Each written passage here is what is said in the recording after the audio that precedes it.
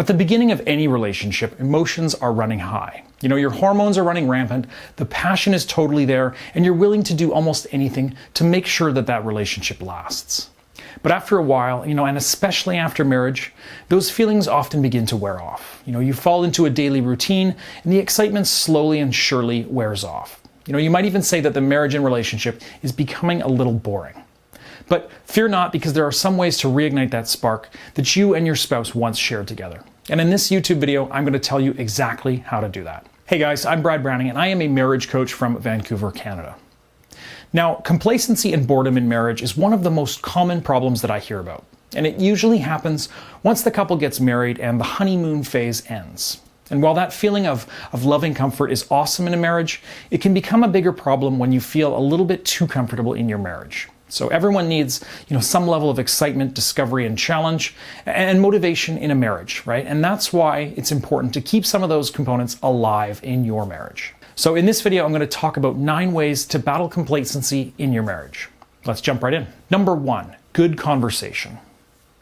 Now, how long has it been since you and your partner talked? And I mean really talked. Sure, you may still ask how their day was or what they have planned for the weekend, but to avoid making your marriage feel like the same old song and dance, it's important to keep the conversation original. So one way to do this is by acting as though you're still getting to know your partner and talk like you did when you first got together. By doing this, you'll continue to learn new things about your partner, and it'll help keep the flame alive.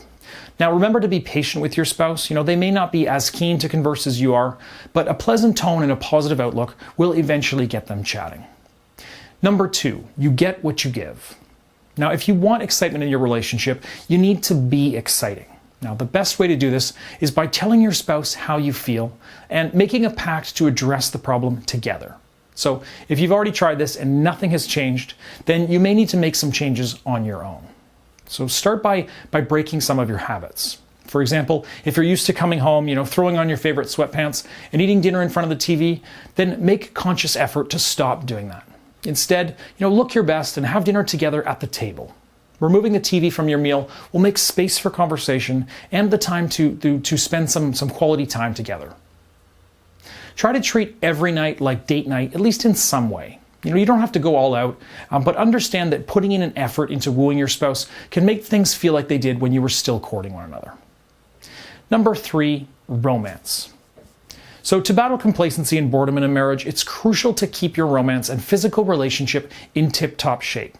Just because you're married doesn't mean that you should settle for less intimacy or convince yourself that it's normal for couples to become more distant over time. Stirring up romance can be as easy as surprising your spouse with a candle at dinner or a breakfast in bed. It's about taking the time to express your love and appreciation and at the same time have some fun together.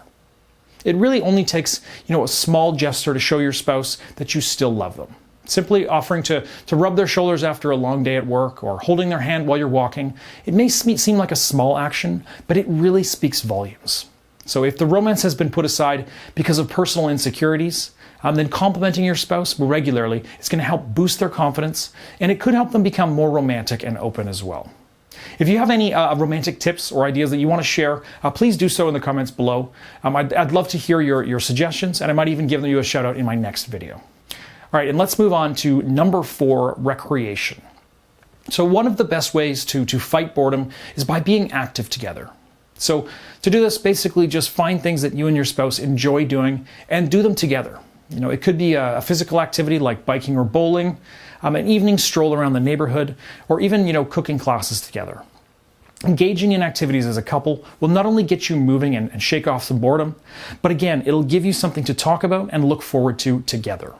Now, if you're interested in learning more ways to discover shared interests with your spouse, you can check out my YouTube video on the topic that I just released last week. Number 5, intellectual stimulation. Now, this is a factor that's often overlooked, but interacting with your partner on an intellectual level will help keep you interested in one another. So read a book together and talk about the story or what you've learned. If reading isn't your thing, try visiting a museum or watching a documentary. If you're more the hands-on type, challenge your spouse to a game of chess or take a language course together. Keeping yourselves mentally stimulated is a great way to prevent boredom. And again, these types of exercises can really break up your mundane routines. Number 6, getting some help. Even if your marriage is seemingly doing well, getting a counselor to help fuse the marriage closer together can be a great idea. After all, even good marriages can be great, and great marriages can be excellent. So always striving to improve your marriage is one of the best ways to make sure that the foundation of your marriage stays strong. Of course, you don't have to hire a counselor to do this for you. I do offer one-on-one personal email coaching. So if you're interested in taking your marriage to the next level and you think that I can do that for you, then hit up marriageguy.com/coaching. Now, I only have a very limited number of slots for this service, so if you see that I have room right now, then please consider signing up. Number 7, laughter is a powerful medicine, especially when it comes to boredom. So look for common ground with your partner when it comes to comedic tastes, right? So whether it's parody, slapstick, dry humor, just pick movies and shows that you'll both enjoy. And if you want to skip the movie but keep the laughs, consider just visiting a local comedy bar or stand-up event. And to add in some personal flair, reminisce about some of the funny moments you've shared together over the years. Laughter is really contagious, and it's one of the best ways to bring passion back to a relationship. Number 8, travel plans.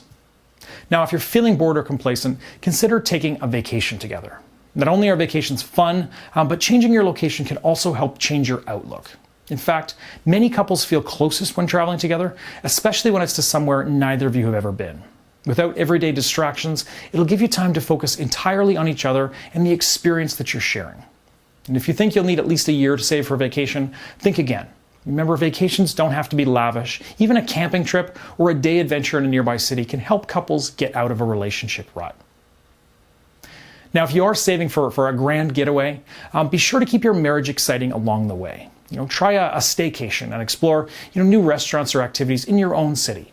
These new experiences will give you and your spouse something fresh to do and talk about, and why wait a year to spice things up when you can really start today? Encouraging personal development.